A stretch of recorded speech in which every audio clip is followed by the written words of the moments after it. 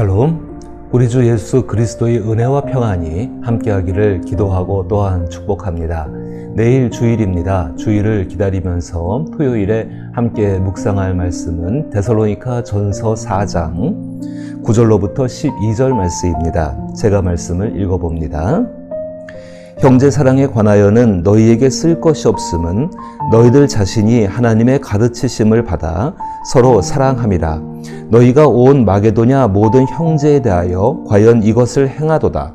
형제들아, 권하노니 더욱 그렇게 행하고 또 너희에게 명한 것 같이 조용히 자기 일을 하고 너희 손으로 일하기를 힘쓰라. 이는 외인에 대하여 단정히 행하고 또한 아무 궁핍함이 없게 하려 함이라. 아멘. 데살로니가 교인들이 그리스도 예수 안에서 서로를 사랑하는 것에 대해서는 정말로 탁월할 정도로 놀라워서 사도 바울이 칭찬을 하는 본문입니다. 이 본문 가운데 생각할 수 있는 것은 데살로니가 교인들은 부활의 삶을 살고 있었다는 것입니다. 저는 그래서 오늘 이 본문을 가지고 부활의 삶을 사는 것이 어떤 모습이었는지 데살로니가 교인들을 통해서 조금 생각을 해보고자 합니다.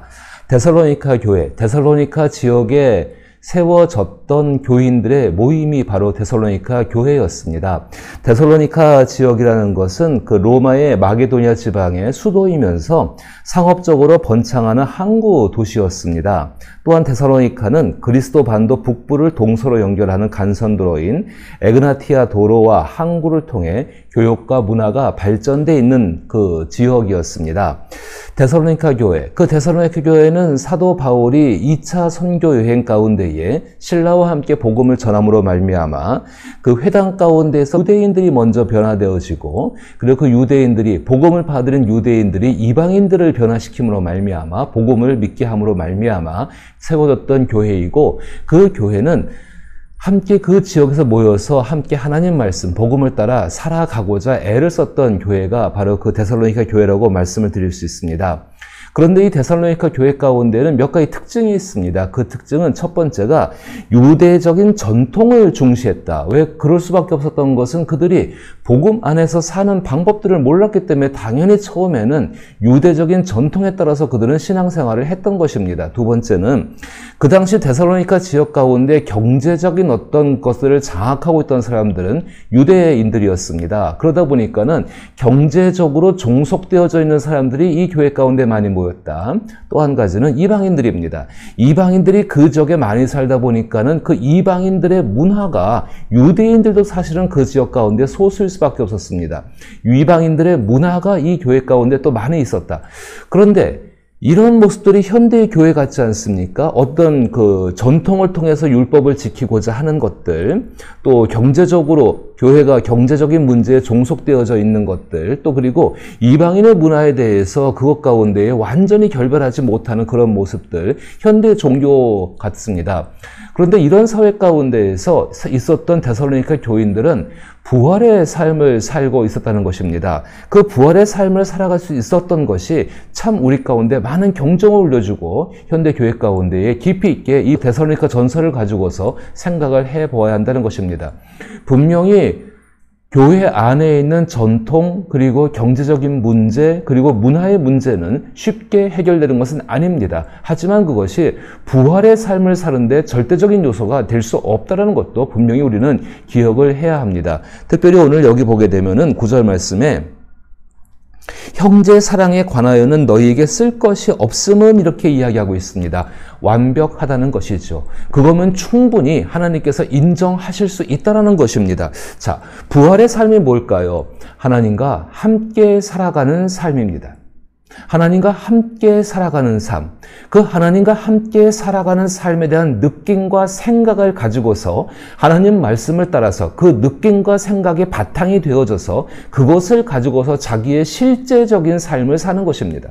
데살로니가 지역 같으면 철저하게 자기 본의, 자기 중심적인 생각이 아주 강했던 것이 바로 그것이었습니다. 아무래도 경제적으로 또 돈이라는 문제가 직결되다 보니까는 자기의 손해가 될 수도 있는 문제가 많이 발생하다 보니까는 서로 어쩔 수 없이 상대방을 갖다가 이용해서라도 자기의 목적을 채우려고 하는 것이 바로 이 데살로니가 지역의 모습이었고, 아니 이것은 상업이 발전되고 경제적으로 풍성해진 그런 지역 가운데 흔히 나타나는 모습입니다.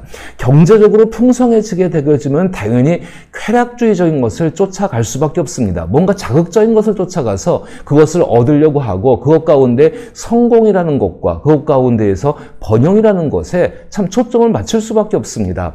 바로 그런 것들, 이러한 것들 가운데에서 인간이 가지고 있는 인간 본래의 존엄성에 대해서는 너무나도 쉽게 무시될 수밖에 없는 것이 이런 지역들의 특징이고 또 현대의 특징이라고도 말씀을 드릴 수가 있죠. 그런데 이것 가운데서 형제를 사랑한다. 그 사랑은 서로 마음이 좋게 해서 서로 뜨거운 감정을 얻고 사는 것이 아니라 상대방을 위해서 자기를 희생해서 상대방을 유익하게 할 수 있는 하나님의 사랑, 아가페의 사랑을 이루는 것을 여기서 보여주고 있다는 것입니다. 그것에 대해서 사도 바울이 그것이면 충분하다고 말할 정도로 이렇게 인정을 받고 있는 것입니다.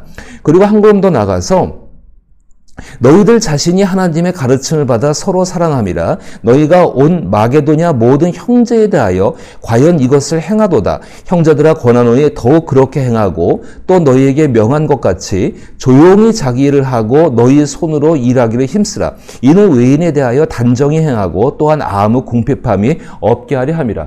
이 시기쯤에 로마에서는 박해가 일어나게 됩니다. 로마에 살던 모든 기독교인들을 포함해서 유대교인들 전부 쫓아내게 되죠. 그때 기독교인들은 가장 제2의 수도라고 불렸던 마게도냐의 이 지역으로 몰려들게 되어집니다. 그러면 이들은 나그네입니다. 이 나그네를 영접하고 잘 대해주고 정말로 아무런 자기의 목적과는 관계없이 이들을 대했던 것이 바로 이 데살로니가 교인들의 모습이었습니다. 그리고 이들은 사도 바울이 권하기를 조용히 자기 일을 하고 너희 손으로 일하기를 힘쓰라라고 말합니다. 자족하는 삶을 살라고 말하고 있는 것입니다. 그렇다면 이 삶 가운데에서는 근심과 염려가 없는 삶입니다.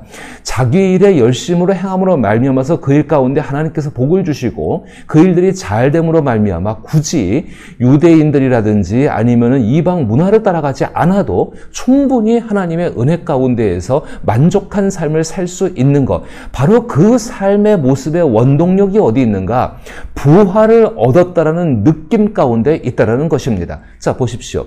부활을 얻었다는 것은 모든 삶 가운데, 모든 인생의 시간 가운데 얻을 수 있는 마지막 결론을 이미 얻었다는 것입니다. 결론을 얻었다는 것을 알고 있지만은 그리스도 예수가 다시 오셔야지만이 그것이 이루어지기에 분명히 결론을 얻은 느낌을 갖고 있지만은 아직 이루어지지 않은 그 긴장감 속에 살고 있던 것이 이 데살로니가 교인들의 모습이었습니다. 그래서 어떤 손해가 난다 할지라도 이미 얻은 결론, 부활의 삶이 있기 때문에 아무런 염려가 없는 것입니다. 때로는 우리의 상황과 어떤 조건들이 잘못되어지고 이렇게 하면 망할 것 같다는 생각이 들 수도 있고 이렇게 하면 손해가 난다고 생각할 수 있지만은 그들을 지배하고 있던 느낌은 바로 부활을 가지고 사는 삶, 지금 시작되어졌고 그리스도 예수로 말미암아 장차 주어질 완전한 것을 기다리는 삶을 이들은 살고 있다는 것입니다. 사실 데살로니가 서 가운데에서 가장 많이 다루어지고 있는 것은 부활에 관한 이야기입니다.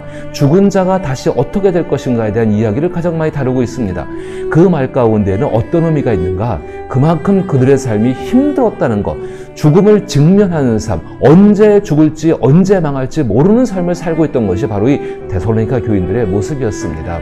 그럼에도 불구하고 하나님께서 가르쳐 주신 사랑과 그리고 섬김과 그리고 소망을 갖고 살 수 있었던 것은 그로 말미암아 오늘 마지막 절에 말하는 것처럼 외인에 대하여 단정히 행하고 또 아무 궁핍함이 없게 하려 함이라. 이 하나님이 주시는 풍성한 가운데 살 수 있었던 것이 이들의 모습이었습니다. 그 핵심 가운데는 부활의 삶의 근본되는 이미 결과를 얻은 삶, 바로 그 삶, 그거에 대한 느낌과 그 느낌을 따라 하나님 말씀을 따라 사는 삶이 이들 가운데 있었다는 것입니다. 저는 우리 위더스 교회가 또 우리 위더스 교회의 모든 성도분들이 이미 그리스도 예수로 말미암아 우리에게 주어진 부활의 삶에 대한 느낌이, 그 생각이 날마다 커지고, 그리고 비록 어렵고 힘겨운 현실의 삶까지지만은 그 삶 가운데에서도 하나님 말씀을 따라 그것이 이룰 때까지 온전히 자기 자신을 단정하게 갖고 갈 수 있고, 그리고 하나님이 보시는 풍성한 삶을 살 수 있기를 또한 기도하며 그 삶을 이루시는 성령께 의지하여 축복합니다.